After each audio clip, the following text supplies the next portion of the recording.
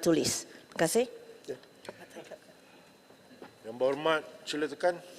Yang berhormat, Kulim Bandar Baru. Okey, terima kasih kepada Yang Tuan Yang Di-Pertua dan terima kasih juga. Saya juga ada mengetahui tentang maklumat guru yang bersalah awal ni, mana hampir 10,000 permohonan untuk berhenti awal walaupun belum sampai umur 60 tahun. Soalan saya iaitu berkaitan dengan soalan 3, iaitu mengenai pasal endemik yang dihadapi di sekolah-sekolah. Soalan saya, apakah bentuk bantuan dan kesinambungan bantuan kepada para pelajar, iaitu kepada pelajar yang menjadi anak yatim setelah ibu bapa mereka kematian semasa waktu COVID.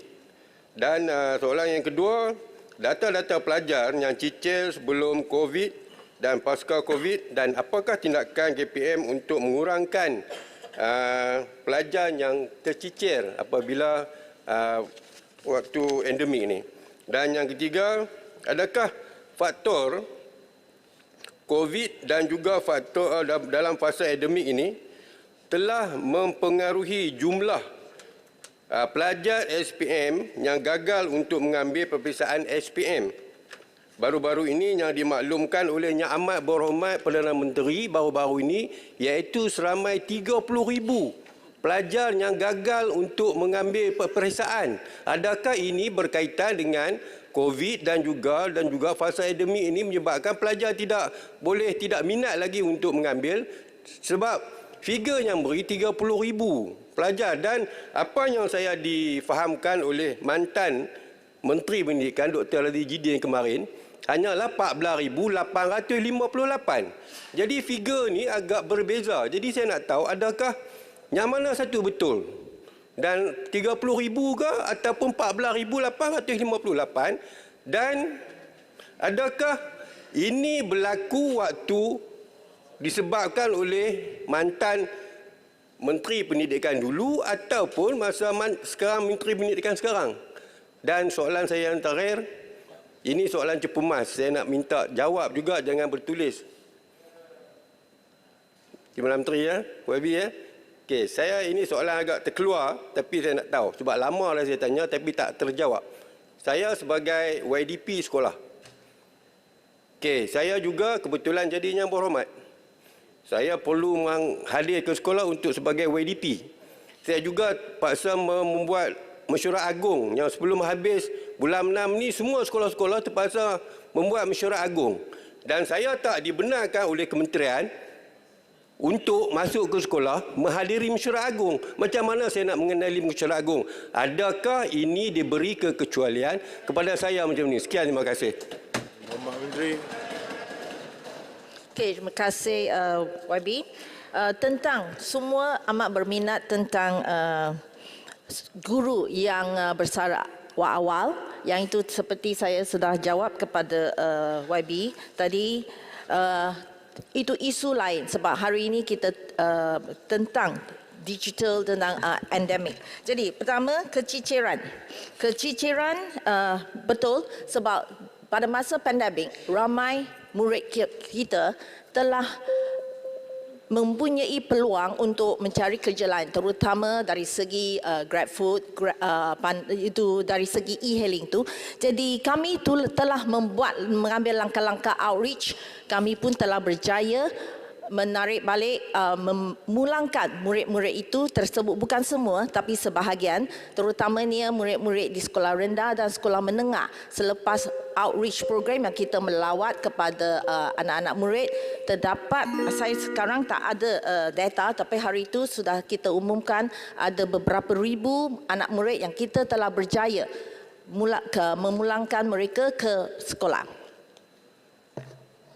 Okey, sebab Yang Berhormat juga adalah pengurusi PIBG. Bila mesyuarat, bila ada mesyuarat agung di PIBG, sebagai pengurusi memang boleh masuk ke sekolah. Ini sebab bila ada AGM tu, itu tak ada masalah. Sebagai ibu bapa kepada anak-anak murid di sekolah. Ini soalan YB kan? Tak ada masalah untuk menghadiri AGM. Okey, sebab baru-baru ni, bukan baru-baru ni lah, sepanjang saya jadi Yang Berhormat, saya dah tak dibenarkan masuk ke sekolah untuk mempenguruskan mesyuarat-mesyuarat EJK PIBG dan juga mesyuarat agung PIBG. Ini atas ni tak diberi kebenaran oleh PPD. Jadi saya nak tahu dari kementerian sendiri, adakah saya boleh masuk ke sekolah untuk mengendalikan mesyuarat dan juga mesyuarat agung PIBG. Yang Berhormat, saya rasa menteri dah jawab tu pun. Dah jawab, dia kata boleh. Yang Berhormat ulang lagi. Sebagai pengurusi PIBG, boleh? Sebagai pengurusi PIBG. Okay. Tapi jika Yang Berhormat nak ke sekolah untuk program-program yang lain, mesti menulis untuk sekolah mesti menulis kepada PPD untuk mendapat kebenaran 30 hari sebelum program itu. Baik, terima kasih Yang Berhormat Menteri. Di berikut dipersilakan Tuan Haji Muhammad Islahuddin bin Abbas Yang Berhormat Mersing. Terima kasih Datuk Ketua. Soalan saya nombor 4. Silakan Yang Berhormat Menteri. Terima kasih Tuan Yang Di-Pertua, terima kasih Yang Berhormat Mersing. Untuk makluman ahli Yang Berhormat, sebagaimana yang telah dilaporkan dalam laporan komunikasi kebangsaan ketiga kepada kerangka Konvensyen Perubahan Iklim di bawah PBB atau dengan izin the Third National Communications to the UN Convention Framework on Climate Change, kesan utama perubahan iklim yang dialami negara adalah kejadian banjir yang lebih ekstrim, kemarau panjang dan kenaikan aras laut. Impak perubahan iklim ini dirasai pelbagai sektor ekonomi dan jika tidak dibendung akan meningkatkan lagi kerugian harta benda, kehilangan punca pencarian dan yang paling besar sekali kehilangan nyawa di peringkat domestik dan industri. Kalau mengikut laporan kumpulan kerja pertama IPCC 9 Ogos 2021, peningkatan suhu telah dicatat 1.1 darjah Celsius daripada era pra-industri dan dijangka akan terus mengalami peningkatan kepada 1.5 darjah Celsius sehingga 2 darjah Celsius. Dan ini yang telah menyebabkan berlakunya pertambahan jumlah, intensiti dan pola hujan secara global dan juga cuaca panas yang luar biasa. Bagi mengatasi perkara ini, kerajaan telah mengambil beberapa inisiatif dalam mengintegrasikan aspek adaptasi dan dalam memerangi kesan perubahan iklim. Kita selalu bercakap tentang mitigasi untuk mengurangkan perubahan iklim. Tetapi dalam keadaan yang ada pada hari ini, mitigasi semata-mata tidak cukup. Kita juga kena ambil pendekatan adaptasi. Bahawa kita kena terima perubahan iklim sudah pun berlaku pada satu tahap dan kita kena adapt kepada perubahan iklim tersebut. Mengikut Institut Penyelidikan Air Kebangsaan Malaysia ataupun NAHRIM yang telah menerbitkan rangka kerja sektor air dari aspek perubahan iklim sebagai dokumen dalam memerangi kesan buruk bencana banjir.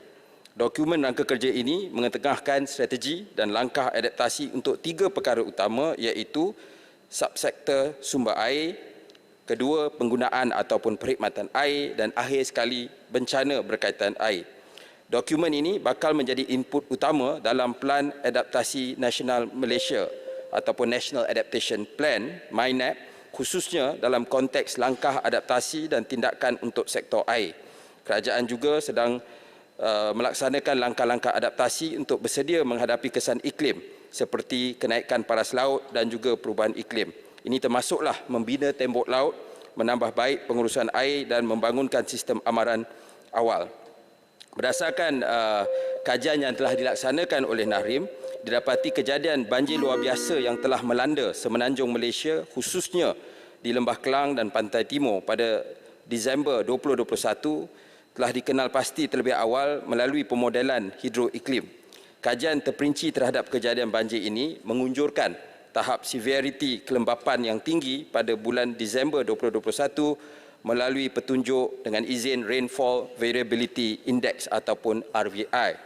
Nilai RVI di lembangan Sungai Kelang, Sungai Langat dan Sungai Selangor telah diunjurkan sebanyak 5.13, 5.12 dan 3.92 masing-masing yang dikategorikan tersangat lembap. Namun begitu, ianya bukanlah satu-satunya faktor kerana lain-lain faktor termasuklah corak pembangunan juga mempengaruhi kejadian banjir tersebut. Akhir sekali, untuk makluman ahli yang berhormat juga, Kementerian NRECC melalui MET Malaysia telah membangunkan sistem amaran awal bencana berkaitan cuaca dan tsunami, dan ini bertujuan untuk mengeluarkan amaran awal cuaca dan tsunami yang lebih efektif kepada orang awam dan juga kepada agensi-agensi pengurusan bencana di seluruh negara.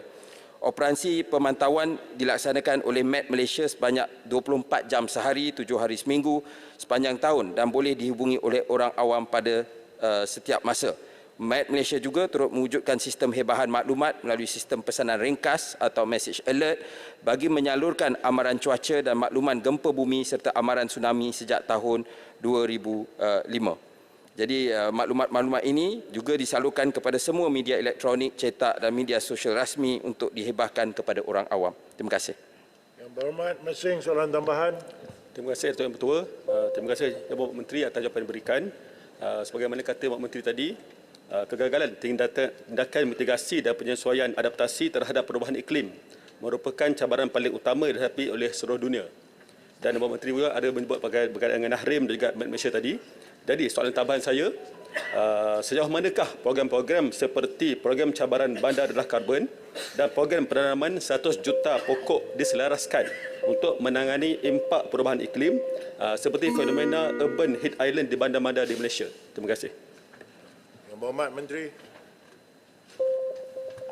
Ya, terima kasih. Kalau kita bercakap tentang bandar rendah karbon dan penanaman pokok, kalau bandar rendah karbon dia lebih kepada soal mitigasi. Ya, jadi kita nak misalnya pertama mengurangkan penggunaan kenderaan-kenderaan ICE ataupun internal combustion engine dengan izin. Kita nak menggalakkan yang paling terbaik ialah penggunaan pengangkutan awam, seterusnya ialah pengangkutan EV yang banyak ada pada hari ini. Jadi sebab itu antara langkah-langkah mitigasi yang kita ambil kerana dengan hasrat yang telah kita nyatakan bahawa menjelang tahun 2050 terawal kita nak capai net zero. Ini telah diumumkan oleh Yang Amat Berhormat Perdana Menteri ke-9 sebelum ini. Dan kita memang menggalakkan program tersebut sebab adaptasi sahaja dia perlu juga ada mitigasi. Kalau tidak skalanya mungkin terlalu besar.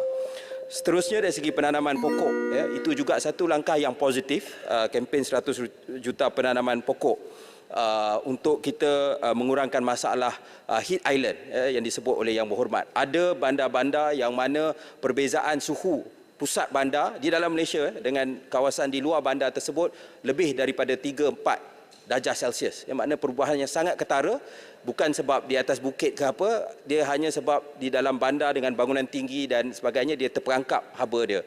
Jadi atas sebab itu kita kena perancangan bandar juga, dan ini melibatkan Menteri KPKT misalnya. Bila kita bergerak ke depan, dia harus melihat faktor-faktor tersebut. Dan cuma yang nak ditekankan juga dari segi soal penanaman pokok dan sebagainya, ia juga meliputi aspek untuk kita ada sponge city. Kita sekarang terlalu banyak hardscape dengan izin yang mana bandar-bandar kita banyak konkrit, banyak diturap, air tidak dapat diserap oleh tanah terus masuk ke longkang dan sungai dengan kapasiti yang besar.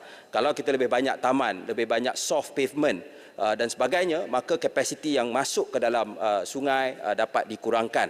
Namun harus diingat juga, sebelum kita dalam soal penanaman pokok ini, banyak pakar-pakar menyatakan keutamaan ialah menghalang penebangan pokok yang dah ada, hutan yang dah ada, sebab itu dah ada khazanah karbon yang sangat tinggi. Nak tanam pokok dengan nak tengok pokok itu dapat hidup dalam jangka masa yang panjang, memakan masa yang sangat lama sebelum dia dapat menyerap karbon sama macam pokok yang dah matang. Jadi jangan kita hanya rasa kita boleh tanam pokok dan pada masa yang sama kita tidak menjaga khazanah hutan yang kita sudah ada pada hari ini. Yang Berhormat tekan saya. Yang Berhormat Tebrau. Ya, terima kasih Yang di-Pertua. Soalan tambahan saya kepada Menteri. Berdasarkan kepada laporan United Nations World Meteorological Organization, suhu bumi akan terus meningkat dan akan mencapai satu tahap yang paling panas dalam sejarah bumi kita dari 2023 sehingga 2027. Ini jelas bertepatanlah dengan gelombang haba yang kini dialami di Malaysia. Dan seperti sedia maklum, Menteri, bila isu suhu naik ni, dia akan menjejaskan bekalan air bersih minum kita dan juga akan meningkatkan penggunaan air pada masa yang sama. Maka apakah langkah komprehensif kerajaan untuk menangani isu ini, terutamanya di negeri-negeri di mana mereka tidak dapat mengurus bekalan air bersih dengan baik, sehinggalah banyak kali air putus dan kalau air pun mungkin macam warna teh tarik. Sekian, terima kasih. Yang Berhormat Menteri. Terima kasih Yang Berhormat Tebrau. Sememangnya peningkatan suhu sekarang sangat tinggi secara keseluruhan dan ini telah kita semua terasa kesan dia dan sama ada dari sudut bekalan elektrik kerana kita mengadakan penggunaan penghawa dingin yang semakin tinggi dan penghawa dingin juga kena bekerja lebih keras. Pada masa yang sama dari segi penggunaan bekalan air dengan sumber air yang terjejas akibat cuaca yang panas, itu semua satu perkara yang kita terpaksa hadapi pada hari ini. Jadi antara persoalan yang sering ditimbulkan oleh orang ramai, malah bila saya keluar negara, ada yang bertanya kepada saya, mereka kata macam mana Malaysia ni bila banjir air dia banyak. Tetapi bila panas sedikit je dia ada masalah dari sudut bekalan air. Jadi ini antara dia adalah soal management ataupun pengurusan dan antara teknologi yang kita telah guna pakai pada hari ini di mana kita ada takungan air di pinggiran sungai ataupun taps atau off river storage ORS. Yang mana air-air daripada sungai ini disimpan dahulu dan kemudian juga digunakan untuk tebatan banjir supaya kita bukan semua air itu masuk ke dalam lembangan sungai tersebut, dan kedua ialah kita boleh juga menggunakan sumber tersebut sebagai satu bekalan air untuk digunakan dan ini adalah pendekatan yang diambil misalnya di Sungai Rasau, projek yang dibina pada hari ini yang mana melibatkan taps untuk tebatan banjir dan juga taps itu sumber daripada air yang dikumpul itu akan digunakan untuk mengurangkan stres daripada Sungai Klang. Jadi tidak perlu lagi terlalu tertumpu kepada Sungai Selangor yang menjadi punca utama untuk membekalkan air kepada negeri Selangor. Jadi seterusnya ialah tentang kita juga kena maklum sebagaimana yang disebut oleh Yang Berhormat Tebrau sebentar tadi, kita kena menjaga kawasan tadahan air ataupun water catchment area dengan izin. Kadang-kadang kita banyak sumber air, kita hadapi banjir dan sebagainya, tetapi kalau kita tidak jaga hutan yang ada ditebang, sedangkan kerajaan telah pun kita ada hutan simpanan untuk kawasan tadahan air misalnya yang bertambah banyak di seluruh negara, namun kalau kita tidak menjaga kawasan-kawasan tersebut, kita akan lihat kesan secara langsung kepada sungai dan maka sumber-sumber air yang dapat kita akses untuk diminum misalnya akan terjejas ataupun memerlukan sumber yang besar sebelum dapat diproses untuk diminum. Jadi di peringkat Kerajaan Persekutuan, kerana hutan adalah sebahagian daripada kuasa yang berada di kerajaan negeri, kita berharap agar kerajaan-kerajaan negeri memainkan peranan.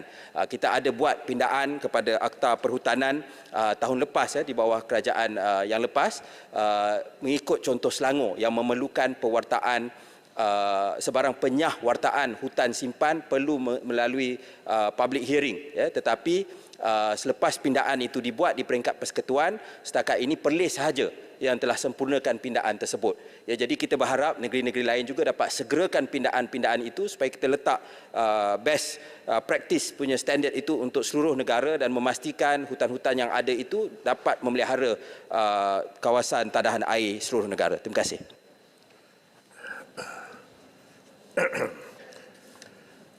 Soalan berikutnya dipersilakan Tuan Cha Kichin Yang Berhormat Rasah. Terima kasih Datuk Yang Di-Pertua. Soalan saya soalan kelima. Terima kasih Datuk Speaker. Terima kasih Yang Berhormat Rasah berkenaan tentang soalan berkaitan dengan vaksin. Sememangnya ketika ini tahap keyakinan rakyat Malaysia untuk mendapatkan dos penggalak kedua adalah sangat-sangat rendah dan juga berdasarkan data yang telah diberikan hanya 2.5% populasi bersamaan dengan 824,835 rakyat Malaysia mendapatkan dos booster ataupun penggalak yang kedua. Manakala berkenaan tentang apakah langkah-langkah yang telah dilaksanakan oleh kerajaan berkenaan untuk menarik rakyat mendapatkan dos penggalak kedua dan vaksin COVID-19 adalah dengan mengadakan tempahan janji temu melalui aplikasi MySejahtera dan dengan kebebasan untuk memilih tarikh, masa, PPV dan juga jenis vaksin yang dikehendaki dan juga menawarkan melaksanakan polisi open vial ataupun polisi vial terbuka di semua PPV. Sebagai contoh untuk vaksin Pfizer, kita memerlukan sekurang-kurangnya 6 individu untuk kita open vial vaksin tersebut. Tetapi kini kita cuma boleh seorang yang datang ke PPV, kita terus buka dan juga memberikan vaksinasi. Dan juga berkenaan tentang soalan YB Rasa, beliau telah menyentuh berkenaan tentang adakah kerajaan bersedia melaksanakan pengambilan dos penggalak bagi kanak-kanak yang berusia 5 ke 11 tahun. Dan juga jawapan yang diberikan adalah sememangnya kita telah melaksanakan pemberian vaksin bagi kanak-kanak berusia 5 ke 11 tahun telah dilaksanakan pada 9 Januari 2023 yang dipertua. Kanak-kanak berusia antara 5 ke 11 tahun layak diberikan dos penggalak. Walaupun demikian, berdasarkan pengalaman KKM, hanya 7,163 bersamaan dengan 0.2% kanak-kanak yang berusia 5 hingga 11 tahun mengambil booster, dan ini adalah merupakan angka yang sangat-sangat rendah dan ini adalah juga merupakan faktor penyumbang kepada pembaziran. Dan juga pembaziran tersebut menyebabkan vaksin-vaksin telah luput dan juga pelupusan vaksin-vaksin yang luput ini adalah dalam satu angka yang sangat besar, 8.5 juta, dan juga disebabkan itulah kerajaan perpaduan di bawah pentadbiran Perdana Menteri sangat risau dan juga sangat menginginkan apakah yang berlaku terhadap pembaziran tersebut, dan juga oleh itu KKM telah mengemukakan kertas putih perolehan pengurusan vaksin COVID-19 dan juga telah menyatakan beberapa perkara dan juga ketidakaturan yang berlaku yang telah ditegur oleh pihak AGC berkenaan tentang perolehan vaksinasi pada kerajaan yang lepas. Saya telah menjawab di dalam dewan ini, pembaziran tersebut adalah merupakan satu perkara yang kita akan pelajari dan juga sesuatu perkara yang kita akan tidak ulangi, memandangkan peruntukan tersebut adalah wang rakyat dan pembaziran tersebut dapat ditukar kepada pembangunan-pembangunan yang lain. Walaupun demikian, dalam keadaan kita berdepan dengan COVID-19, kita tetap terpaksa melakukan perolehan tersebut yang kita lihat teratur, tetapi memang masih lagi berlakukan pembaziran. Dan juga saya rasa Yang Berhormat Rasa memang memberikan concern beliau terhadap pemberian vaksin ini kepada kanak-kanak, di mana angka yang kita perolehi adalah sangat-sangat rendah. Itu saja jawapan saya, Yang Dipertua. Yang Berhormat Rasa, soalan tambahan. Terima kasih Datuk Yang Dipertua. Terima kasih Yang Berhormat Timbalan Menteri atas jawapan yang bagi saya agak menyeluruh dan memberikan info yang sangat mustahak. Saya nak tumpukan soalan tambahan saya kepada vaksinasi untuk kanak-kanak berusia 5 hingga 11 tahun. Saya sebenarnya berbesar hati sebab kerajaan membenarkan dos penggalak untuk kanak-kanak dalam lingkungan usia 5 hingga 11 tahun. Cuma saya sedih juga lepas 5 bulan dilancarkan mulai 7 Januari hanya setakat 0.2%. Jadi saya nak tanya pada pihak KKM khususnya, apakah langkah-langkah yang akan diambil untuk menggalakkan lebih ramai ibu bapa kepada kanak-kanak dalam lingkungan usia tersebut supaya benarkan anak-anak mengambil dos penggalak ini, dan juga apakah wujud kerjasama, sebab saya rasa di sekolah ni sangat mustahak, anak-anak dalam lingkungan ni berada di sekolah rendah khususnya, apakah kerjasama di antara KKM dengan KPM dan di peringkat sekolah supaya pengambilan vaksin ni tidak dilakukan seperti mana sebelum ni di kompleks membeli belah. Lebih baik, lebih elok dan lebih sesuai persekitarannya dilakukan di dalam sekolah itu sendiri dengan melibatkan kerjasama dari sekolah. Saya nak tanya pandangan daripada Yang Berhormat Timbalan Menteri. Terima kasih Datuk Yang di-Pertua. Berhormat Menteri. Yang di-Pertua, sekiranya kita melihat trend proses vaksinasi yang telah dijalankan melalui PICK, bagi dos primer golongan dewasa kita telah mencapai 98.4%. Ini baik. Manakala dos penggalak pada peringkat 69.1% dan juga dos penggalak kedua 3.5% untuk golongan dewasa, di mana kita melihat trend yang menurun. Begitu juga dengan golongan remaja 12 hingga 18. Pada mula dos primer 91.6%. Sangat baik. Tetapi untuk dos penggalak turun kepada 2%. Manakala untuk golongan kanak-kanak 5 hingga 11 yang telah ditanya oleh Yang Berhormat Rasah, pada peringkat dos primer kita mendapat 43.5%. Masih lagi di tahap yang memuaskan, tetapi apabila dos penggalak hanya 0.2%. Saya melihat apa cadangan yang diberikan oleh Yang Berhormat Rasah itu adalah satu cadangan yang baik, di mana kita perlu memulakan satu kerjasama dengan Kementerian Pendidikan untuk menjalankan vaksinasi di sekolah. Mungkin ada kesilapan pihak KKM untuk melihat dan juga melakukan vaksinasi di pusat membeli belah, kerana tidak semua yang melawat ke pusat membeli belah. Kita akan menilai cadangan tersebut dan juga akan mempergiatkan pelaksanaan proses vaksinasi dan juga menggalakkan. Dan saya merasakan sikap yang dianjurkan oleh Yang Berhormat YB Rasah ini adalah sangat baik, supaya semua ahli-ahli parlimen menggalakkan pengambilan dos penggalak, dan juga kita berdepan dengan banyak cabaran yang di-Pertua, terutama sekali golongan anti vaksin. Dan juga memandangkan ada di kalangan ibu bapa juga merasakan dos vaksinasi ataupun dos penggalak ini hanya sesuai untuk golongan yang berisiko, dan juga anak-anak mereka telah terjamin selamat setelah mendapatkan booster primer. Dan saya mengucapkan terima kasih kepada YB Rasah atas soalan yang sangat baik untuk dijawab oleh pihak Kementerian Kesihatan. Terima kasih Yang di-Pertua. Terima kasih Yang Berhormat. Untuk Yang Berhormat nak bertanya, bila berdiri tolong tekan. Kadang saya tak tahu kawasan. Bila tekan tu baru keluar dari sini. Okey, saya silakan Yang Berhormat Kuala Langat. Terima kasih Tuan Yang Betul. Saya nak tahu apakah faktor yang paling utama yang mana rakyat ni dia tidak, seolah tidak ada keyakinan terhadap pemberian vaksin ataupun dos penggalak ni.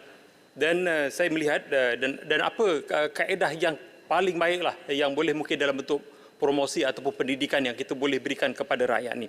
Dan saya melihat bahawa isu pemberian dos penggalak ni bukan hanya sekadar untuk mengelakkan pembaziran sahaja, tetapi apakah bukti-bukti saintifik yang boleh membantu keyakinan ini, mungkin kesan immunity yang mungkin dalam bentuk selepas penggalak pertama jangka immunity, dan sudah tentu ia tidak memberikan satu jangka immunity yang panjang, tetapi mungkin juga adakah kerajaan melihat langkah-langkah untuk memberi pemberian dos penggalak ini berdasarkan kepada peningkatan kes-kes di tempat-tempat yang tertentu ataupun pada masa-masa ketika yang tertentu untuk memberikan dos penggalak ini. Terima kasih. Berhormat Menteri. Tuan Yang di-Pertua, apabila berlakunya pemberian dos primer seperti jawapan saya kepada YB Rasah tadi, kalau kita lihat untuk dos primer, trendnya sangat baik ketika kita berdepan dengan pelbagai varian-varian baru, terutama sekali Delta dan juga varian, keadaan ketakutan untuk selamat dan juga untuk hidup adalah sangat tinggi. Maka penerimaan vaksin tersebut adalah sangat baik. Dan juga saya melihat Yang Berhormat pada penggal yang lepas sangat aktif untuk membantu PPV dan juga mendapatkan ke semua rakyat-rakyat di setiap parlimen untuk mendapatkan vaksin. Dan juga saya melihat bagi dos penggalak ini berlakunya pembaziran dan juga pelupusan vaksin-vaksin ini adalah disebabkan kita telah melaksanakan satu dasar bagi dos penggalak diambil secara sukarela. Dan juga apabila kita tidak dapat mengawal informasi yang terdapat di media-media yang mengatakan kesan sampingan vaksin ini adalah sangat buruk dan juga golongan anti-vaksin yang memaparkan melakukan pengambilan vaksin ini adalah tidak selamat, itu telah menjejaskan dan juga telah memberikan satu rasa ketakutan kepada ibu bapa. Dan juga faktor pembukaan ekonomi dan juga rakyat terasa terlalu selesa apabila kejayaan dos primer telah memberikan satu jaminan keselamatan dan juga mereka merasakan adalah cukup untuk mendapatkan dos primer tersebut. Dan juga seperti yang saya jawab tadi, saya mengulang bahawa persepsi masyarakat bahawa tiada kepentingan lagi untuk mengambilkan dos penggalak. Dan juga saya mengambil maklum apa yang telah disampaikan oleh Yang Berhormat Kuala Langat berkenaan tentang kesan-kesan sampingan dan juga apakah langkah seterusnya. Perkara-perkara tersebut akan diumumkan oleh Kementerian Kesihatan berdasarkan apakah hala tuju pengambilan dos-dos penggalak ini pada masa-masa yang akan datang dan juga apakah vaksin-vaksin yang sedia ada, apakah cara yang kita akan gunakan. Dan seperti apa yang saya maklumkan dari dalam kertas putih, kita juga telah cuba untuk menukarkan perjanjian yang berat sebelah itu kepada stok-stok vaksin kita kepada stok-stok vaksin bivalent yang walaupun kita masih lagi di dalam kajian kesan-kesan sampingan, dan bagi kesan-kesan sampingan ataupun kesan adverse terhadap vaksin, kita mempunyai tabung kecemasan ataupun tabung khas bagi menangani kesan-kesan sampingan yang dihadapi oleh penerima-penerima vaksin yang mempunyai kesan adverse. Itu saja Tuan Yang Dipertua. Terima kasih. Terima kasih Yang Berhormat Menteri. Silakan soalan selanjutnya. Tuan Rusdan bin Rusmi Yang Berhormat Padang Besar. Harum manis penuh di laman, negeri Perlis meriah ditanam. Wahai Datuk Speaker Yang Budiman, soalan hamba nombor 6. Yang Berhormat Menteri, sila jawab. Terima kasih Datuk Yang Dipertua. Bismillahirrahmanirrahim. Assalamualaikum warahmatullahi wabarakatuh dan salam Malaysia Madani. Terima kasih kepada persoalan yang timbulkan oleh Yang Berhormat daripada Padang Besar atas keprihatinan beliau tentang nasib pekerja gig di negara ini. Datuk Yang Dipertua, ekonomi gig di Malaysia telah dikenal pasti sebagai sumber pertumbuhan ekonomi baru dan merupakan salah satu komponen penting di bawah RMK ke-12, di mana ekonomi digital dijangka menyumbang 25.5% kepada keluaran dalam negara kasar Malaysia menjelang 2025. Untuk makluman ahli-ahli Dewan Yang Mulia ini, mulai 1 Jun 2017, Kementerian Sumber Manusia melalui Perkeso telah melaksanakan mekanisme pelindungan sosial khusus untuk pekerja sektor tidak formal termasuk pekerja gig, iaitu di bawah Akta Keselamatan Sosial Pekerjaan Sendiri 2017, Akta 789. Tujuan akta ini diperkenalkan bagi memberi perlindungan kepada individu yang menjalankan pekerjaan sendiri dengan izin self-employed di bawah Skim Keselamatan Sosial Pekerjaan Sendiri SKSPS. Sehingga 4 Jun 2023, seramai 400,049,618 orang pekerja ekonomi gig telah berdaftar dan aktif mencarum di bawah Skim Keselamatan Sosial Pekerjaan Sendiri. Daripada jumlah tersebut, seramai 173,150 orang terdiri daripada pekerja P-Hailing dan E-Hailing. Selain itu, Perkeso turut melaksanakan inisiatif SPS Padanan Caruman, yang mana orang bekerja sendiri hanya perlu membayar sebanyak 20%, iaitu RM46.60 sahaja daripada kadar caruman RM232.80 di bawah pelan caruman kedua. Orang bekerja sendiri layak diberi perlindungan selama 12 bulan selepas bayaran tersebut diterima, manakala baki bayaran caruman 80%, iaitu RM186.20 dibiayai oleh kerajaan. Selain itu, di bawah bajet 2023 juga, Kementerian Sumber Manusia menerusi Perkeso telah diberi peranan untuk melaksanakan program Bina Kerjaya Pekerja Informal Gig Riders yang menyediakan allowance sebanyak 300 sebulan bagi tempoh 3 bulan kepada gig rider yang aktif menjalani latihan kemahiran untuk mendapatkan pekerjaan stabil dalam sektor formal. Setakat ini 325 permohonan telah pun diterima. Datuk Yang Dipertua, Kementerian pada masa ini sedang meneliti untuk memuktamadkan Garis Panduan Pekerja Gig P-Hailing 2023. Garis panduan ini dirangka bertujuan untuk mengharmonikan hubungan syarikat penyedia platform dan pekerja gig. Ini juga sebagai satu langkah sementara dengan izin interim measure yang bersesuaian untuk mengawal selia aktiviti pekerjaan gig sebelum mewujudkan satu dasar atau akta berkaitan yang bersesuaian. Memandangkan pasaran pekerjaan ini pesat berkembang dan sentiasa berubah-berubah sifatnya. Sekian, terima kasih. Berhormat Perdana Besar, soalan tambahan. Terima kasih Menteri. Apakah perancangan dan strategi kerajaan untuk meningkatkan kemahiran melalui upskilling dan juga reskilling para pekerja gig supaya mereka berusaha untuk beralih kepada pekerjaan yang lebih baik dengan pendapatan yang lebih stabil dalam jangka masa panjang yang kelak? Dan apakah langkah kerajaan dalam memastikan pekerja gig dapat bekerja dalam persekitaran yang selamat dan kondusif di samping mendapat bantuan kesihatan, mental serta sokongan psikososial? Terima kasih. Pak Menteri. Terima kasih Yang Amat Perdana Besar atas soalan tambahan. Seperti yang saya sebut tadi, bahawa kerajaan sekarang ini menerusi Kementerian Sumber Manusia sedang mewujudkan garis panduan pekerja gig P-Hailing 2023. Dan ini merangkumi antaranya kita akan pastikan bahawa pendapatan pekerja gig ini dapat dikawal mengikut akta gaji minimum kita. Dan lepas itu juga kita akan meneliti tentang perlindungan sosial untuk pekerja-pekerja gig ini dan juga aspek keselamatan dan kesihatan pekerjaan dan juga kebebasan bersuara dan berunding. Kalau di syarikat biasa kita ada kesatuan, tapi kita bagi ruang juga kepada pekerja gig ini untuk mereka menyuarakan suara aduan mereka ataupun apa yang mereka perlukan kepada majikan. Dan juga kita ada latihan dan bimbingan bagi kemajuan kerjaya. Dan itu yang saya sebut tadi itu di bawah Parkeso dan juga beberapa agensi kita. Dan juga kita ada mekanisme aduan kepada mana-mana individu yang rasa tidak puas hati, mereka boleh buat aduan. Dan ini akan garis panduan ini akan disegerakan di peringkat kementerian dan insya-Allah kita bila sudah dipersetujui kita akan hebahkan kepada umum dalam masa yang terdekat. Okay, sekian, terima kasih. Yang Berhormat Pak Yang Besar. Terima kasih Datuk Timbalan Petua. Terima kasih Yang Berhormat Timbalan Menteri.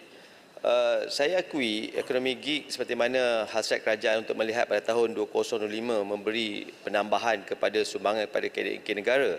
Tetapi isu ini Timbalan Petua isu yang agak berderetan. Nasib P-Hailing, E-Hailing makin hari makin lama terancam. Persoalan pertama, adakah kerajaan bersedia untuk menambahkan peruntukan kewangan supaya segala isu yang melibatkan keselamatan sosial mereka ini dapat dijamin. Yang keduanya, isu pekerja-pekerja adalah rakyat Malaysia. Penyedia-penyedia platform ini adalah kebanyakannya adalah negara-negara asing. Bagaimana kementerian menyelia perkara ini? Dan baru-baru ini semasa Pimpinan Agung UMNO Malaysia ada usul supaya menubuhkan Suruhanjaya Ekonomi Gig Malaysia. Dan bagaimana dasar kerajaan untuk melihat perkara ini? Yang terakhir, Timbalan Petua, nak buat akta ni Timbalan Menteri lama lagi. Kerana apa? Ini sudah perbincangan hampir 2 tahun ke 3 tahun sejak 3 tahun kebelakangan ini. Kenapa kita tak pindah saja definisi pekerja dalam undang-undang buruh supaya memasukkan elemen pekerja gig dan apakah dasar kementerian berkaitan perkara ini? Nak buat akta lama, Timbalan Menteri, pindah sikit je dan bawalah ke Dewan ini. Saya yakin ahli-ahli Dewan akan bersetuju.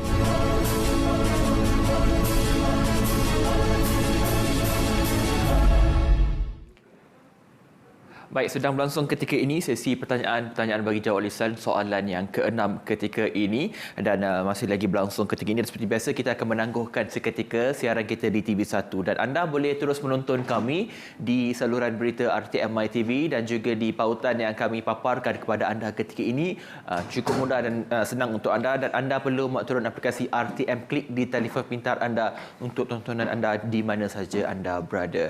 Dan kepada anda juga boleh terus ikuti kami di pautan yang berkenaan dan juga saya menjangkakan lebih banyak lagi persoalan akan ditanyakan untuk sesi pertanyaan-pertanyaan bagi jawab lisan dan dijadualkan pada hari ini juga akan berlangsung pembacaan rang undang-undang untuk bacaan kali kedua iaitu daripada Menteri Kesihatan Rang Undang-Undang Makanan Pindaan 2023. Dan kita akan lanjutkan perbahasan dan juga kita lihatnya di saluran berita RTM. Sekali lagi, kita melihat kepada beberapa persoalan yang berbaki, antara lain menyentuh soal kesihatan juga terkait COVID-19 tersenarai dalam soalan berikutnya, dan berkenaan dengan beberapa perkara penting yang terkait dengan rangkaian internet, misalnya soalan nombor 8, nombor 9 dan juga beberapa perkara penting yang tersenarai dalam pertanyaan-pertanyaan bagi jawab lisan. Baik saudara, terima kasih kepada penonton kami di TV1 dan kita akan teruskan siaran di saluran berita RTM. Terima kasih kerana menonton.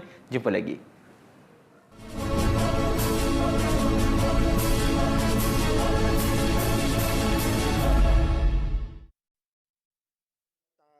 Tan Kaheng, Yang Berhormat Gopeng. Terima kasih kepada timbalan Yang di-Pertua. Soalan saya soalan ke-7. Yang Berhormat Menteri. Bismillahirrahmanirrahim. Assalamualaikum warahmatullahi wabarakatuh dan salam sejahtera. Terima kasih Datuk Ketua, terima kasih sahabat saya Gopeng. Untuk maklumat ahli yang berhormat, syarat-syarat yang dikenakan oleh PDRM bagi kelulusan lesen niaga bunga api adalah seperti berikut. Pemohon mestilah warga negara Malaysia yang berumur 18 tahun dan ke atas. Kedua, bebas daripada rekod jenayah. Tapisan keselamatan rekod akan dilaksanakan oleh PDRM kepada setiap pemohon. Mempunyai lesen perniagaan SSM bagi syarikat seperti pasaraya atau pusat membeli belah. Mempunyai surat lantikan daripada syarikat pengimport atau pembekal. Syarat lain ialah mempunyai kebenaran, itu permit, lesen, kopen, surat rasmi, tempat lokasi berniaga daripada pihak berkuasa tempatan, yakni PBT, dan juga mempunyai tempat simpan selamat yang diperauki oleh bahagian persenjataan PDRM. Untuk makluman ahli berhormat, tangkapan penjualan bunga api bagi kesalahan tiada lesen atau melanggar syarat penjualan disiasat oleh Jabatan Siasat Jenayah bagi tempoh Januari hingga April 2023 sebanyak 387 pertuduhan di bawah Akta Bahan Letupan 1957 telah dirujuk ke Timbalan Pendakwa Raya. Manakala bagi jumlah individu yang dijatuhkan hukuman bagi menjual bunga api dan bercun secara haram bagi tahun 2021 hingga 2023 adalah seramai 675 orang. Untuk rekod, sehingga April 2023, daripada Januari hingga April, sebanyak 237 telah dijatuhkan hukuman. Terima kasih, Tuan Ketua. Soalan tambahan Yang Berhormat Gopeng. Terima kasih kepada Datuk Speaker, terima kasih kepada timbalan Menteri. Saya mengalu-alukanlah keputusan Jemaah Menteri yang membenarkan penjualan semula ataupun pembakaran untuk mercun dan bunga api bagi mulai tahun ini bulan Februari. Namun tindakan tersebut juga kita harus mengambil kira risiko-risiko ketika kita membenarkan rakyat kita membakar mercun dan bunga api. So, soalan saya adalah adakah kerajaan akan mengambil pertimbangan untuk menentukan hanya sesetengah musim ataupun tempoh penjualan mana yang hanya dibenarkan ataupun masa untuk pembakaran mercun dan bunga api hanya dihadkan kepada tempoh masa yang tertentu. Contohnya ada di sesetengah negara yang hanya membenarkan tempoh masa waktu pada setiap hari untuk memainkan bunga api supaya tidak menimbulkan kacau ganggu kepada orang awam. Terima kasih. Terima kasih Yang Berhormat Gopeng. Memang benar, apa saja yang berkaitan dengan penggunaan mercun dan bunga api ini, ia tertakluk antaranya di bawah Akta Bahan Letupan 1957 dan Akta 357. Dan memang semua aktiviti pembakaran bunga api dan mercun mesti mengikut peraturan-peraturan yang ditetapkan, dan ketika ini kita hanya benarkan pada musim-musim perayaan tentu saja atau acara-acara yang dibenarkan. Mana-mana pihak yang melanggari peraturan-peraturan yang ditetapkan, kita akan ambil tindakan. Malah pihak-pihak yang mahu terlibat dengan industri ini mesti mematuhi syarat-syarat tertentu. Misalnya, kalau di negara ini tidak ada syarikat yang buat bunga api setakat ini, tapi ada 27 syarikat yang hanya dibenarkan mengimport. Itu pun mengimport terhad kepada 45 jenis bunga api jenis Happy Bomb, termasuk pop-pop yang dibenarkan daripada negara China saja. Maknanya kawalan yang kita buat memang ketat untuk menjaga keselamatan. Terima kasih. Yang Berhormat Kanga. Terima kasih, Habib Speaker. Sepanjang Hari Raya Aidilfitri yang lepas, suasana permainan bunga api mercun begitu meriah sekali. Suasana ini sudah lama tidak berlaku. Penjualan bunga api mercun pun semakin meriah. Di merata tempat, di bazar Ramadan, di merata tempat memang banyak penjualan bunga api dan mercun. Sehinggakan pada malam Hari Raya pun kena lelong. Soalan saya, apakah rasional kerajaan meluluskan lesen penjualan bunga api dan mercun? Itu soalan pertama. Soalan kedua, adakah permainan bunga api dan mercun ini akan menjadi budaya kepada masyarakat Malaysia pada masa akan datang? Soalan ketiga, bilangan mangsa kanak-kanak yang cedera akibat permainan bunga api pada tahun ini dan apakah tindakan susulan daripada pihak kementerian? Terima kasih, Timbalan Menteri. Terima kasih Ahli Berhormat yang bertanya. Apapun aktiviti penjualan bercun dan aktiviti pembakar bercun mengikut peraturan-peraturan yang kita ada, dan perkara ini telah pun diamalkan sejak sekian lama. Memang benar kalau ikut rekod kita, jumlah permohonan penjualan bunga api yang telah diluluskan oleh PDRM, yakni bahagian pelaksanaan bagi tempoh Januari hingga April 2023 adalah seperti berikut. Untuk tahun baru Cina saja, jumlah pemohon ialah 2,375 permohonan. Yang lulus hanya 2,188.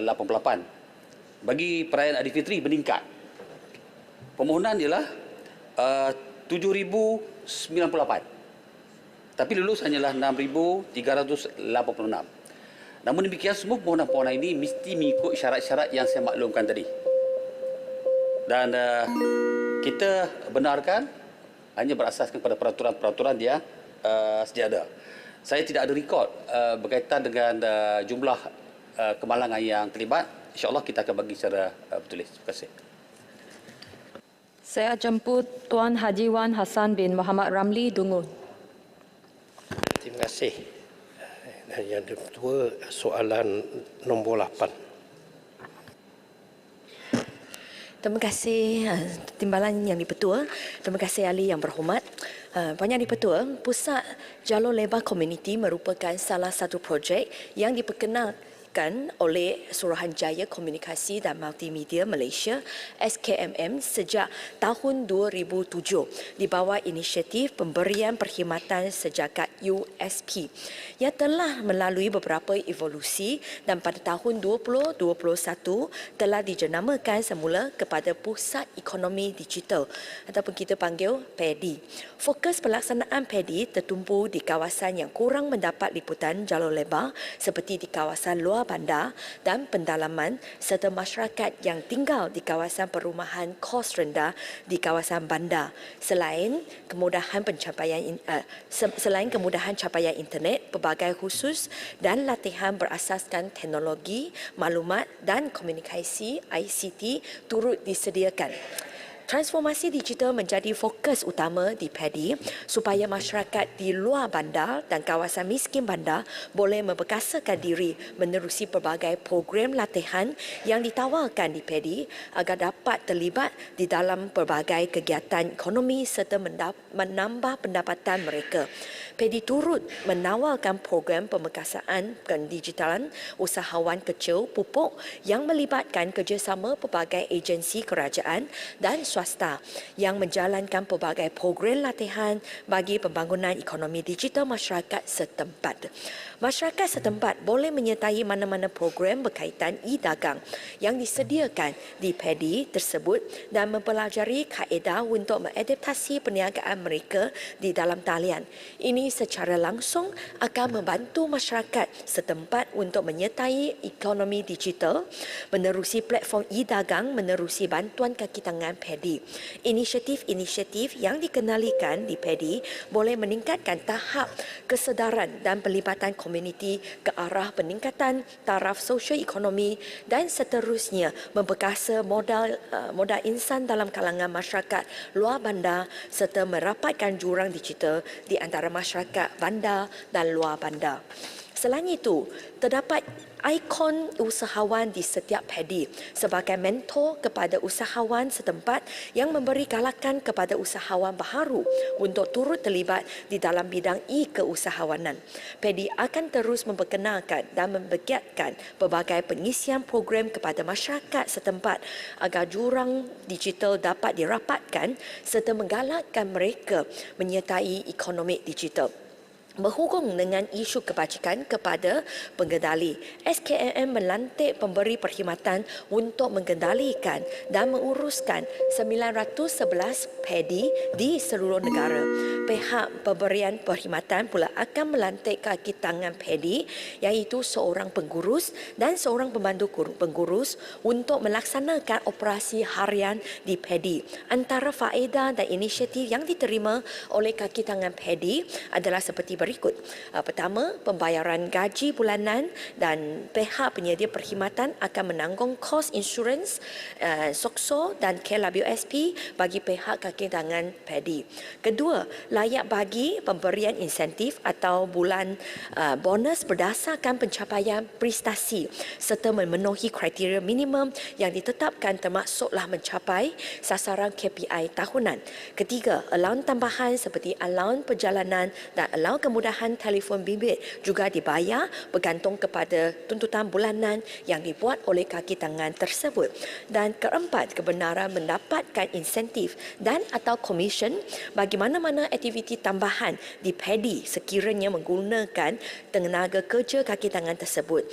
Inisiatif ini memberi peluang kepada kaki tangan PADI untuk mendapat pendapatan tambahan bergantung kepada usaha proaktif kaki tangan PADI tersebut. Sekian jawapan saya. Terima kasih timbalan yang betul-betul. Dongun. Terima kasih atas jawapan yang diberikan.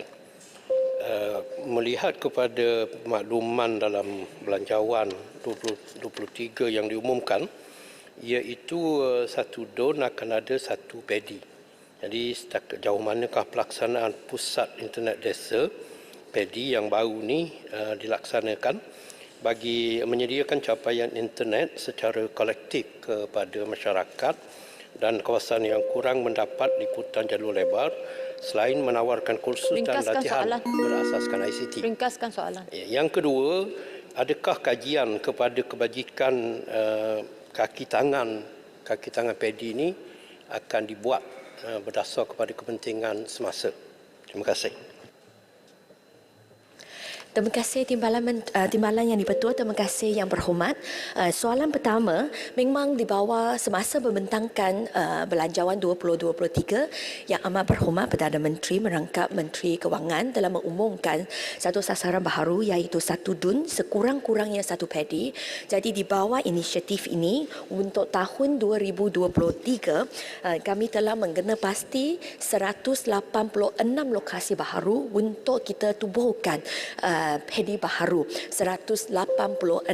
Dan untuk bahagian kedua tentanglah sama ada kita akan mengkaji semula kebajikan bagilah kaki tangan di pusat ekonomi digital ini. Untuk maklumat yang berhormat, memang KKD melalui SKMM selalulah mengkaji tentanglah kelangsungan PADI supaya kita boleh memastikan bahawa PADI mungkin pada masa yang akan datang bolehlah memberi perkhidmatan yang lebih luas dan juga tambah baik benefit ataupun kebajikan kepada kaki tangan. Itu memang kami akan sedanglah menjalankan kajian untuk pastikan kelangsungan pusat PADI ini. Terima kasih yang berhormat. Saya jemput Yang Berhormat Tang Kok Wai Ceras. Terima kasih Puan Yang di-Pertua. Soalan saya nombor 9. Terima kasih Tuan Yang di-Pertua. Terima kasih Yang Berhormat Ceras. Untuk makluman ahli yang berhormat, NRECC melalui Jabatan Pengairan dan Saliran JPS sentiasa melaksanakan langkah-langkah jangka masa pendek dan sederhana bagi mengurangkan impak kejadian banjir dengan memastikan kesiapsiagaan infrastruktur tebatan banjir, misalnya pam pintu air dan juga genset, supaya dapat berfungsi pada tahap terbaik ketika banjir berlaku. Kementerian juga sentiasa menyelenggara, mendalamkan dan membersihkan saliran, sungai serta kolam takungan banjir bagi meningkatkan kapasiti dan takungan air larian permukaan. Bagi langkah penyelesaian jangka panjang pula, NRECC melalui JPS mengambil pendekatan secara struktur dan bukan struktur bagi mengelakkan kejadian banjir daripada berulang. Pendekatan secara struktur melibatkan pembinaan terusan bagi mengatasi banjir genang, meninggikan dan menaik taraf benteng serta ban parit, menaik taraf sungai-sungai utama bagi meningkatkan kapasiti hidrolik sungai berdasarkan pendekatan dengan izin Make Room for Water, pembinaan levee, benteng konkrit dan mobile flood wall bagi mengawal aliran air banjir di dalam laluan banjir, melaksanakan kerja-kerja pembinaan infrastruktur kawalan di punca seperti kolam tadahan bagi mengurangkan impak jumlah air larian selepas pembangunan berdasarkan konsep dengan izin Building with Nature. Pendekatan bukan struktur pula melibatkan melaksanakan program public outreach dan kesedaran alam sekitar di peringkat akar umbi agar masyarakat berdisiplin terhadap kebersihan bandar demi mengelakkan masalah longkang dan parit tersumbat, penggunaan mandatory manual saliran mesra alam ataupun MASMA dan pelan induk saliran mesra alam oleh kerajaan negeri dan PBT di dalam kelulusan Certificate of Compliance Completion CCC dan pemantauan pematuhan terhadap garis panduan MASMA di peringkat PBT untuk mengurangkan kesan banjir kilat melalui kawalan di punca. Dalam rancangan Malaysia ke-12, Kementerian melalui JPS juga menerima peruntukan pembangunan DE sebanyak 11.53 bilion untuk pelaksanaan 93 projek tebatan banjir melibatkan 48 projek dalam peringkat pra-pelaksanaan, 34 projek dalam peringkat pembinaan dan 11 projek dalam peringkat pasca pelaksanaan termasuk 1.01 bilion yang telah diluluskan di dalam rolling plan ketiga. Sekian, terima kasih. Yang Berhormat Ceras. Terima kasih Puan di-Pertua. Peristiwa banjir besar-besaran yang berlaku sekali dalam 100 tahun pernah berlaku dan berkemungkinan besar banjir yang besar-besaran sebegitu itu akan berlaku lebih kerap lagi disebabkan cuaca melampau akibat perubahan iklim. Maka apa yang disebut oleh Yang Berhormat Menteri tadi nampaknya tidak dapat mengatasi masalah banjir besar-besaran yang saya sebut tadi itu. Maka apakah langkah yang telah dirancangkan dan apakah implikasi kewangan bagi melaksanakan langkah-langkah ini untuk mengelakkan banjir besar-besaran, bukan sahaja di pantai timur tetapi di seluruh negara, di mana-mana pun. Dan juga adakah satu tabung mitigasi yang berkesan untuk mengatasi perubahan iklim yang akan dibentuk oleh kerajaan, mitigasi banjir besar-besaran. Terima kasih. Terima kasih Yang Berhormat Ceras atas pertanyaan tadi dan saya tahu itulah satu pertanyaan yang sangat relevan. Kita sering dimaklumkan oleh pakar-pakar bahawa kejadian hujan lebat atau banjir ini ialah yang paling teruk dalam 100 tahun misalnya. Tetapi satu tahun, 2 tahun kemudian kita tengok kejadian tersebut berulang. Dan ini adalah sebahagiannya kesan daripada perubahan iklim apabila kita lihat sebagaimana yang dalam jawapan pertanyaan nombor 4 tadi, ya, di mana pola-pola cuaca telah pun berubah. Intensiti hujan semakin bertambah, cuaca panas yang kita rasai pada hari ini juga semakin bertambah. Antara langkah yang telah diambil oleh pihak kerajaan ialah dari segi average recurrence interval untuk projek-projek tebatan banjir misalnya. Kalau dulu ARI dia adalah sebanyak 50, ya, sekarang kita dah tingkatkan, ada yang 100, malah ada sehingga 200 ARI. Kalau di London, ya, ARI untuk projek tebatan banjir di lembangan Sungai Thames ialah sebanyak 500 ARI. Kalau di Belanda, ya, negara yang istilah dia God created the world but the Dutch created Holland, ya, kerana negara mereka berada di bawah aras laut, projek-projek utama mereka ialah sehingga 1000 ARI. Cuma kos dia tinggi, itu yang menjadi kekangan bagi kita. Jadi sebab itu kita, sebab yang disebut tadi, kita tidak hanya boleh mengambil pendekatan mitigasi tetapi juga adaptasi untuk berdepan dengan perubahan iklim yang ada. Untuk projek-projek tebatan banjir, ya, yang kita ada projek-projek yang dipanggil projek-projek yang diutamakan yang melibatkan 27 projek. Kerajaan memperuntukkan sebanyak 11.6 bilion ringgit yang mana proses perolehannya bermula pada bulan ini dan kita hendak segerakan, dan sememangnya sekarang semua perancangan forecast kita ikut, kita ambil kira, ya, perubahan iklim yang ada pada hari ini. Jadi itu pendekatan yang kita kena ambil untuk berdepan dengan kesan perubahan iklim. Yang berhormat, sekarang tamatlah sesi untuk waktu pertanyaan bagi jawab lisan pada hari ini. Terima kasih Yang Berhormat.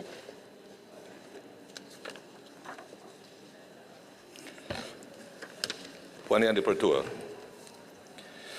mengikut peraturan mesyuarat 12/1, saya mohon mencadangkan bahawa mesyuarat tidak akan ditangguh pada jam 1 tengah hari dan akan bersidang secara terus selesai dibahaskan dan diputuskan usul Menteri Kesihatan, rang Undang-Undang Lembaga Hasil Dalam Negeri Malaysia Pindaan 2023 dan usul-usul Menteri Kewangan seperti nombor 1 hingga nombor 7 dalam aturan urusan mesyuarat, dan usul-usul hari ini selepas itu Majlis Mesyuarat akan ditangguhkan ke suatu tarikh yang tidak ditetapkan. Terima kasih. Saya dengan ini menyokong. Ahli-ahli yang berhormat, sekarang saya kemukakan masalah kepada majlis untuk diputuskan. Masalahnya ialah usul seperti yang dikemukakan tadi hendaklah disetujukan. Ahli-ahli yang bersetuju kata bersetuju, yang tidak kata tidak. Lebih suara bersetuju, usul disetujukan.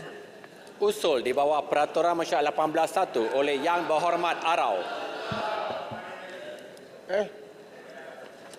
Diam, sebab ini setiausaha jemput saya. Ini kehebatan yang luar biasa.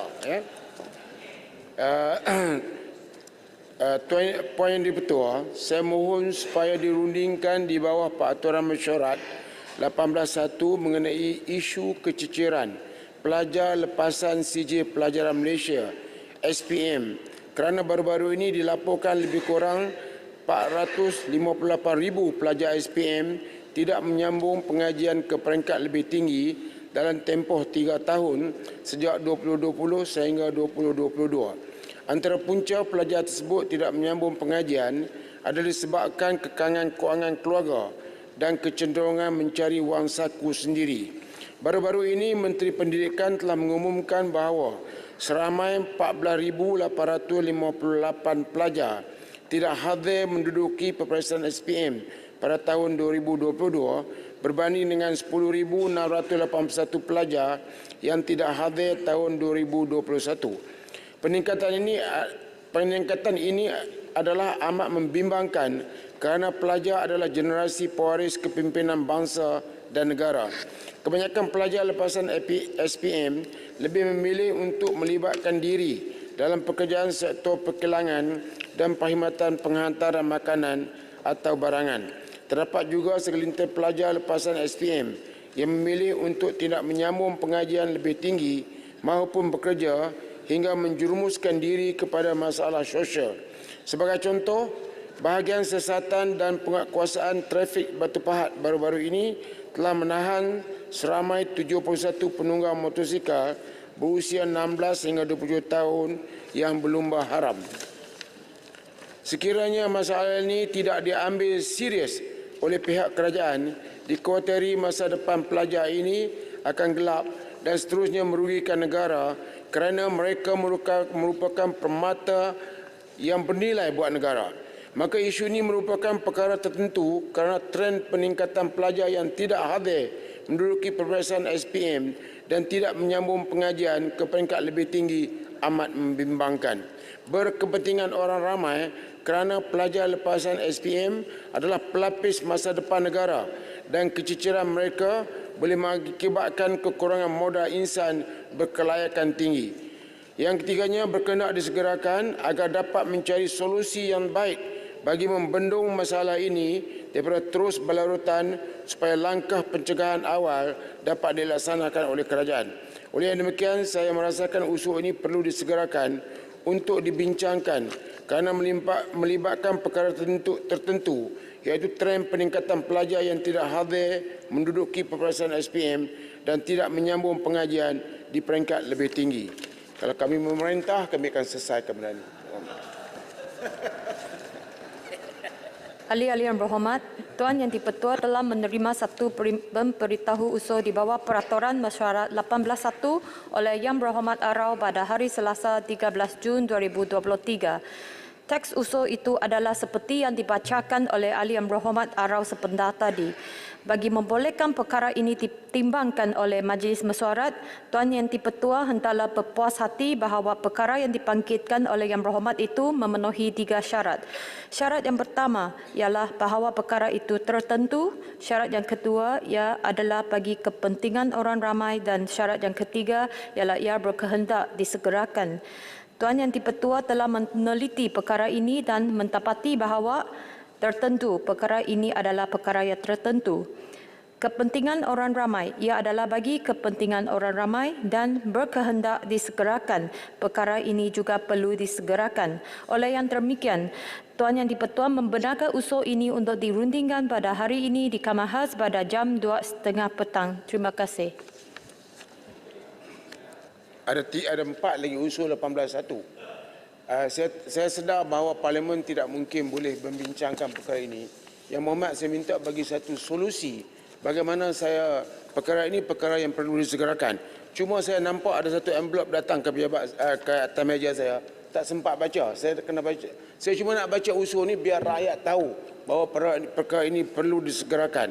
Yang pertama adalah isu skandal LCS. Yang Berhormat Arau, usul yang ditolak Arau boleh buat rayuan tapi bukan baca dalam Dewan ini. Hari ini ada banyak perkara.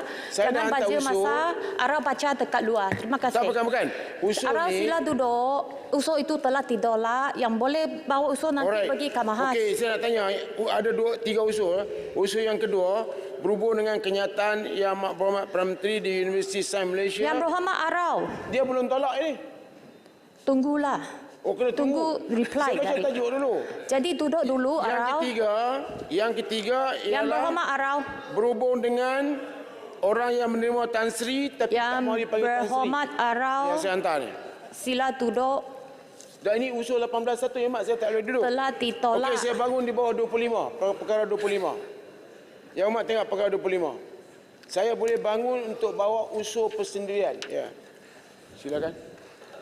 Arau, saya rujuk kepada Peraturan Mesyuarat 43 keputusan pengerusi adalah muktamad.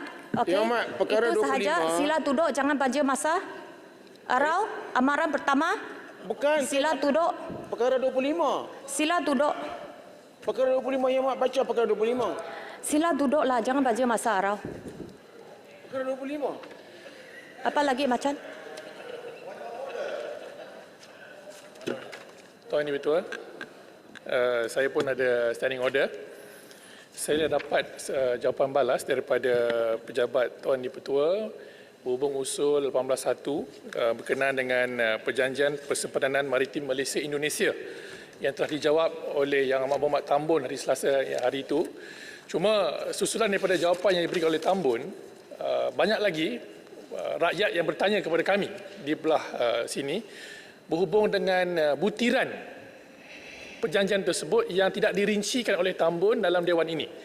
Jadi apakah petua yang boleh kami dapat daripada Tuan Dipertua untuk Kementerian Luar khususnya memberi penerangan kepada rakyat berhubung dengan khususnya perjanjian Laut Sulawesi yang melibatkan kepentingan maritim dan ekonomi, Petronas dan perkapalan kita.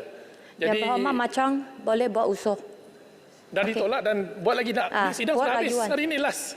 Itu peraturan mesyuarat. Yang Hormat, saya bangun dua perkara 25 peraturan mesyuarat. Sila baca apa lagi?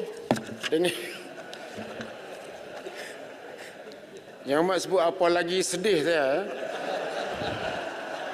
Dengan izin Tuan Yang Dipertua, sekurang-kurangnya 2 jam sebelum mesyuarat dimulakan, seorang ahli bolehlah mengeluarkan penerangan sendiri pada waktu yang ditetapkan menurut peraturan mesyuarat 14. Yang Berhormat Jadi Arau. saya 2 jam tadi. Yang Berhormat Arau. Ya. Untuk bangun di bawah peraturan mesyuarat 25 yang dibangkit oleh Arau, Ya. perlu kebenaran speaker. Jadi saya tidak membenarkan. Jadi sila duduk. Oh, speaker lah. Jadi Yang Hormat tak boleh lah. Ya. Sila duduk. Terima kasih. Rang undang-undang untuk bacaan kali yang pertama. Standing order. Ada lagi. Ini hari terakhir bagilah kita bincang betul-betul. Standing order yang mana satu peraturan 36.12 ini berkenaan dengan usul merujuk Yang Berhormat Jelutong Kejahatan Kuasa Hak dan Kebebasan Parlimen. Pada hari ini saya dah dapat jawapan balas daripada Yang Berhormat Jelutong berhubung tuduhan ataupun kekeliruan yang beliau tuturkan terhadap Paguh, ya, dan juga terhadap Tuan Mahathir.